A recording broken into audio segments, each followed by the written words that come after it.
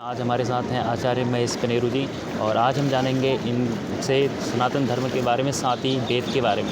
आचार्य जी, आपका बहुत बहुत स्वागत है हमारे यूट्यूब चैनल में। जी नमस्कार, धन्यवाद। आचार्य जी, ये बताइए कि आप हमारी जो प्राचीन संस्कृति है उससे जुड़े हैं। आपसे एक सवाल है मेरा कि आखिर धर्म है क्या? धार्यते इति धर्मः, जिसको हम धारण करते हैं वह धर्म है। और धारण अर्थात हम किसी भी वस्तु को किसी भी प्रकार से धारण करते हैं तो वो धर्म होता है। तो इसी प्रकार से हम जैसे पत्ता, गुलाब, पंखुड़ियाँ इत्यादि, अगर गुलाब का स्वभाव क्या है, अपने फूल को धारण करना, अपने रंग को धारण करना, उस रंग में है तो वो गुलाब कहलाएगा। नहीं तो वो अगर उस गुलाब के रंग में नहीं है, उसके साथ में नहीं है, तो कुछ और चीज़ कहलाएगा। इसी प्रकार से जो भी चीज़ को हम धारण करते हैं, धार्यते इति धर्मः, ध्री धारणे धातु से धर्म शब्द बनता है और जिसको हम धारण करते हैं वह धर्म है। धर्म के 10 लक्षण हैं। धृति, क्षमा, दमोस्तेयम, शौचम, इंद्रिय निग्रह, श्री विद्या, सत्यम, अक्रोधो, दशकम, धर्म लक्षणम। ये 10 चीज़ें धर्म के लक्षण में आते हैं।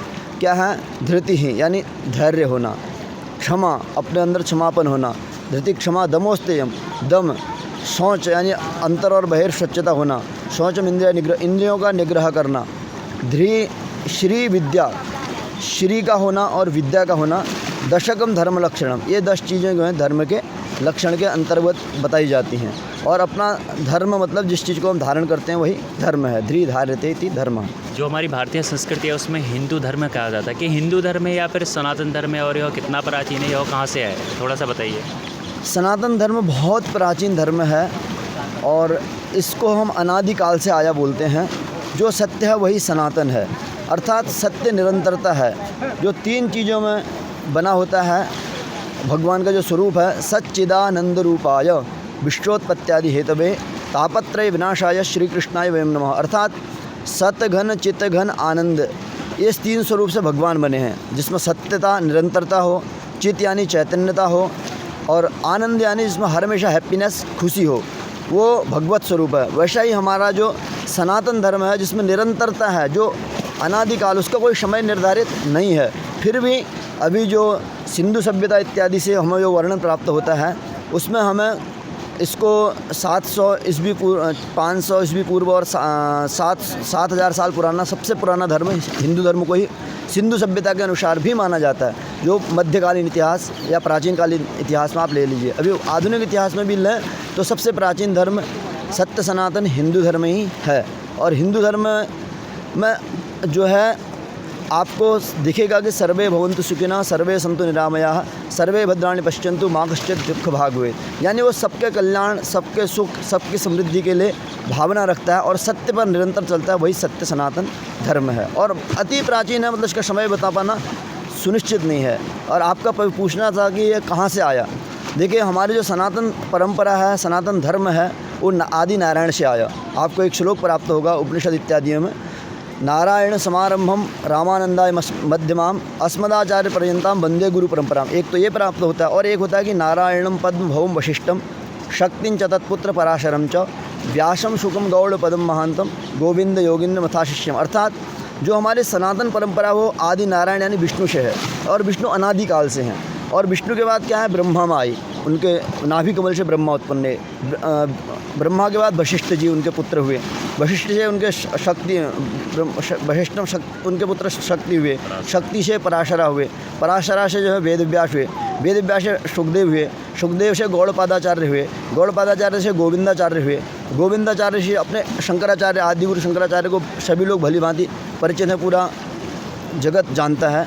आदिगुरु शंकराचार्य हुए, शंकराचार्य जी के बाद उनके 4 शिष्य हुए, उनके भी आप सब परिचित हैं। उसके बाद ब्रह्मानंद सरस्वती, और अभी भी शंकराचार्य परंपरा हमारे धर्म में चल ही रही है। तो हमारे जो धर्म के मुख्य प्रवर्तक माने जाते थे वो शंकराचार्य को ही माना जाता था, और उनसे ही अपना ये धर्म चलता था। तो हमारा धर्म आदि नारायण से प्रारंभ हुआ और अनादिकाल से चला आ रहा है, इसीलिए हम इसको सत्य सनातन धर्म कहते हैं। और इसमें इसी से सारे धर्म निकले हुए हैं। आचार्य जी, आपने वेदों का भी अध्ययन किया है जी, खास आपने कौन से वेद का अध्ययन किया है? मैं वैसे तो ऋग्वेद यजुर्वेद का समग्र अध्ययन किया हूँ, पर मेरा मुख्य वेद ऋग्वेद है, क्योंकि मेरा आश्वलायन सूत्र है और मेरा कृष्णात्रि गोत्र है, तो मेरे गोत्र से भी और मेरा ऋग्वेद ही होता है। मैंने ऋग्वेद का समग्र अध्ययन किया है और मैं ऋग्वेद पाठी हूँ। अच्छा, वेद का अर्थ क्या होता है साहब? हाँ, वेद का अर्थ बताना तो बहुत क्लिष्ट विषय है, और वेद का अर्थ बोलते हैं कि वेद का कोई अर्थ कर भी नहीं सकता है, उसके लिए सामान्य तो वेद का अर्थ हम नहीं बता सकते। लेकिन वेद पारिजात, वेद भाष्य करपात्र जी इत्यादि महान संतों ने लिखा, वेद पारिजात, वेद भाष्य इत्यादि ग्रंथ लिखे, जिनके माध्यम से हम सूक्ष्मता में या मतलब बोलें तो एक मार्गदर्शन तो कर सकते हैं। लेकिन जो वेद शब्द है वो कैसे बना और वेद का क्या प्रयोजन है, ये हम आपको बता सकता हूँ। वेद जो है एक विद धातु से बनता है, व्याकरण में वेद धातु है। विद धातु के 4 अर्थ होते हैं: विद ज्ञाने, विद विचारणे, विद्रिलाभे, विद सत्तायाम। अर्थात वेद वह है जिसमें ज्ञान की सत्ता सन्निहित है, विद ज्ञाने। विद विचारणे मतलब वेद वह है जिससे हमें विचार करने की क्षमता प्राप्त होती है। विचार कौन सा? सत और असत का। और विद्रिलाभे यानी अनिष्ट प्रहारयो हो इष्ट प्राप्ति, यानी हमें ऐसा लाभ हो जाए, जो भी हम कामना करें उसकी पूर्णता हो जाए। मान लीजिए अभी आपका कुछ कार्य नहीं हो रहा, उसके लिए यज्ञ इत्यादि का विधान करना, यानी अनिष्ट का परिहार करना और इष्ट की प्राप्ति करना, ये भी वेद के अंतर्गत आएगा। विद्रिलाभ है। विद्रि सत्यायाम जो सबसे इम्पोर्टेंट है।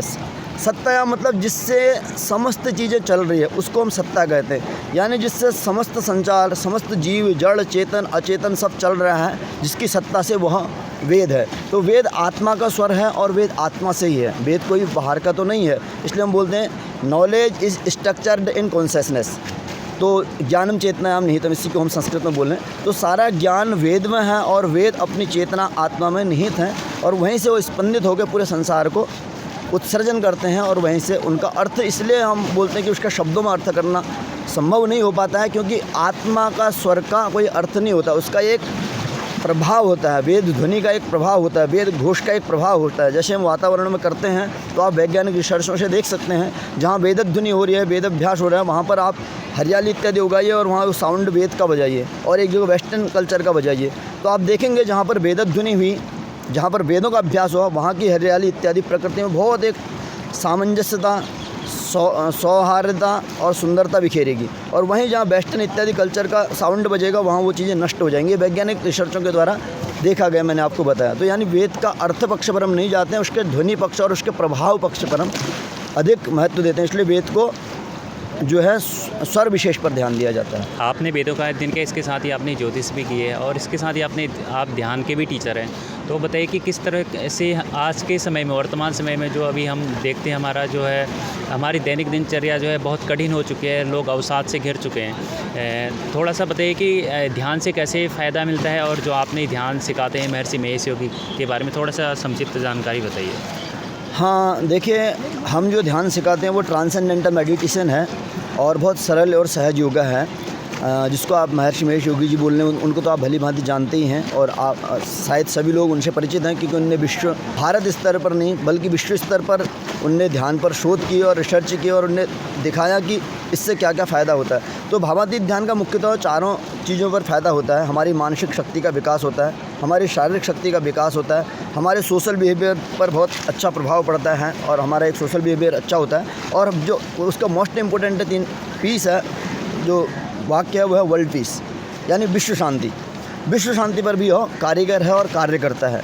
अब कैसे कार्य करता है, इसको कैसे हम जानेंगे, कैसे देखेंगे, इसके फ़ायदे कैसे होते हैं, उसके लिए तो आपको पूरा उसको कोर्स करना पड़ेगा, पूरा सीखना पड़ेगा। लेकिन बेसिकली हम योग का थोड़ा सा जानते हैं। योग है क्या?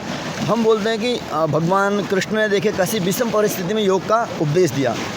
अर्जुन तो लड़ाई करने के लिए समग्र युद्ध भूमि में तैयार होकर गया है। अब युद्ध भूमि में योग का क्या काम? कोई भी काम नहीं है भाई। वहाँ तो अस्त्र शस्त्र बताना चाहिए, तुम ये ब्रह्मास्त्र चलाओ, तो पशुपतास्त्र चलाओ, तो ये होगा, ऐसा होगा, ऐसे शत्रु को मारना है। पर नहीं, भगवान कृष्ण ने अर्जुन को क्या कहा कि तुम पहले समत्व में योग हो जाओ। सिद्ध सिद्धो समभूता समत्व में योग उच्यते योगस्थ कुरु कर्माणि संगम त्यक्त्वा धनंजय। अर्जुन को क्या हो गया था कि वो बोला कि ये मेरे पिता हैं, ये मेरे भाई हैं, सब में क्या उनकी संशयात्मक बुद्धि होगी, मैं किसको मारूंगा, किसको नहीं मारूंगा। तो भगवान कृष्ण ने कहा सबसे पहले तुम अपने अंदर स्व में तो स्थित हो जाओ, फिर तुम कार्य करो, तो तुम्हें अवश्य जो है सफलता मिलेगी। तो सबसे पहले इसलिए भगवत गीता का अभ्यास, अध्ययन, यानी उनको दीक्षा भगवान कृष्ण ने रणभूमि में दी, ताकि उनका जो मन है वो स्व में स्थित हो जाए। स्व में स्थित का मतलब है योगस्थ हो जाए।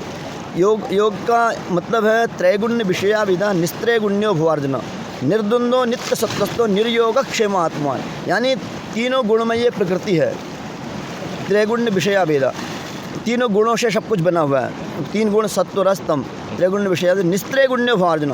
तुम तीनों गुणों से परे होकर के उन तीनों गुणों में रहना सीखो।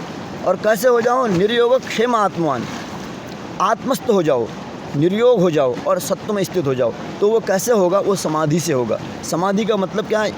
योग का मतलब भी होता है 2 चीज़ों का मिलना। योग चित्तवृत्ति निरोध, यानी हमारी जो बहिर्मुखी चित्तवृत्तियाँ उनका निरोध हो जाए और हम एक शांति और समाधि के स्तर पर स्थित हो जाएं। वहाँ से जो हम कार्य करेंगे तो क्या होगा? योग कर्मसु कौशलम, हमारे कर्मों में क्या होगी? पूर्णतया कौशलता आएगी और फिर हम वहाँ से जो भी कार्य करेंगे वो 100% पूरे सक्सेस होंगे और हमें उसमें सफलता मिलेगी। तो योग का केवल और केवल इतना ही उद्देश्य है कि हम अपने जीवन में सफलता अर्जित करें, पूर्णता अर्जित करें, अनंतता अर्जित करें। और योग के आपको बता दूं कि 8 अंग होते हैं, आप जानते हैं, यम, नियम, आसन, प्राणायाम, प्रत्याहार, धारणा, ध्यान, समाधि। इसमें लोगों को बड़ा संशय रहता है कि योग के अंग हैं तो अलग अलग हैं, ये पार्ट हैं। ऐसा नहीं है। वो जैसे हमारे शरीर के अंग हैं तो सारे अंग एक ही हैं, हाथ, पैर, आँख इत्यादि अपने ही हैं।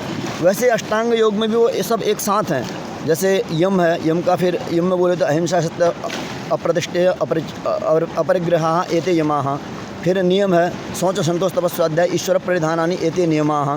तो इनमें से अगर आपने एक चीज़ को भी अच्छे से कर लिया, यानी आपने यम को अच्छे से कर लिया, नियम को कर लिया, तो सब कुछ अपने आप हमें प्राप्त हो जाएगा। यानी शरीर में आत्मा आपकी संतुष्ट है, आप प्रसन्न हैं, तो आप सारे विषय को जान लेंगे। वैसे ही योग में आपने सत्य को जान लिया, माने समिधा, जो समाधि है वो लग गई। तो ये योग का प्रयोजन है। इसलिए योग को आप अलग अलग पार्ट में समझें, योग को एक समग्र विज्ञान समझें। और अष्टांग योग का मतलब ये होता है एक समग्र ज्ञान और एक समग्र चेतना, उसमें सारा ज्ञान समाहित है, ये योग है। आचार्य जी बहुत बहुत धन्यवाद ये महत्वपूर्ण जानकारी देने के लिए। आपने खास जानकारी दी हमें। जी महाराज जी। और ये थे हमारे साथ आचार्य महेश, और आज हमने जाना वेद के बारे में, हमारी संस्कृत सनातन धर्म के बारे में और ध्यान के बारे में। अगली वीडियो में फिर आपसे मुलाकात होगी, तब तक के लिए नमस्कार।